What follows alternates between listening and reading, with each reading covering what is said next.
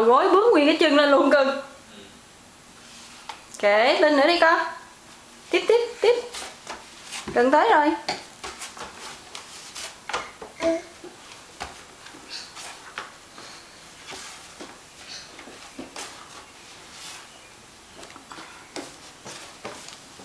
Ý, bravo.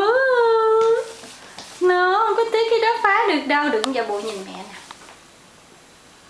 No. Oh là la. Ai nhăn đèn nữa.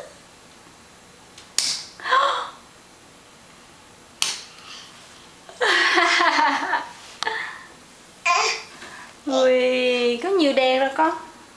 Tắt đi. Ui, bravo. No, không có đụng cái đó. No. Tắt đi. Ui, no, tắt đi. Tắt. Hóa ra.